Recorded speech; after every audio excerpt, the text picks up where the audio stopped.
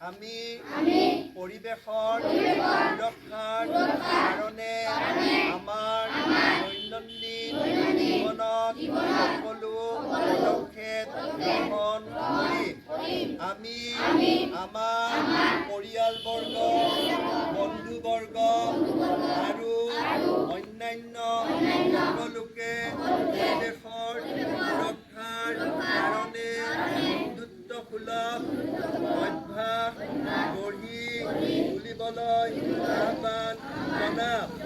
আমি পৰিৱেশ প্ৰদূষণ ৰোধ কৰাত অৰিহণা যোগাম বুলি শপত গ্ৰহণ কৰিলোঁ।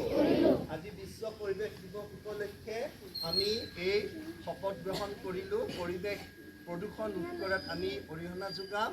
সমগ্ৰ শিক্ষা অসমৰ উদ্যোগত আজি 5 জুনৰ পৰা 12 জুনলৈ গ্ৰীষ্মকালীন শিবিৰ আৰম্ভ হৈছে। তাৰে এটা অংশ হিচাপে আজি এই কাৰ্যসূচী পালন কৰা হৈছে। ধন্যবাদ। ছাত্ৰ ছাত্ৰীসকল, সন্মানীয় শিক্ষক বন্ধুসকল, আমাৰ এই বিদ্যালয়ৰ পৰিচালনা সমিতিৰ মাননীয় সভানেত্ৰী বাইদেউ আৰু সমূহ সদস্যসকল, আজিৰ 5 জুনৰ পৰা 12 জুনলৈ সমগ্ৰ শিক্ষা অসমৰ উদ্যোগত সমগ্ৰ অসমৰে বিদ্যালয়সমূহত গ্ৰীষ্মকালীন শিবিৰৰ আৰম্ভ হৈছে, শুভাৰম্ভ কৰা হৈছে। আৰু আজি 5 জুন বিশ্ব পৰিৱেশ দিৱস। গছ থাকিলেহে মানুহ থাকিব, হয়নে? আমি পৰিৱেশ প্ৰদূষণ ৰোধ কৰাৰ কাৰণে গছ পুলি ৰুব লাগিব। আমাৰ 5 জুনত প্ৰতি বছৰে বিশ্ব পৰিৱেশ দিৱস পালন কৰা হয়।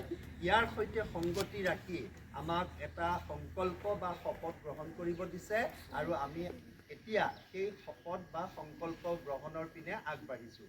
মই কৈ যোৱাৰ পিছে পিছে তোমালোকে লগে লগে কৈ যাবা। দিয়া, সংকল্প গ্ৰহণৰ কৰা অলপ ভালকৈ আৱাজ দিবা। আমি পৰিৱেশৰ সুৰক্ষাৰ কাৰণে আমাৰ দৈনন্দিন জীৱনত সকলো পদক্ষেপ গ্ৰহণ কৰিম। আমি আমাৰ পৰিয়ালবৰ্গ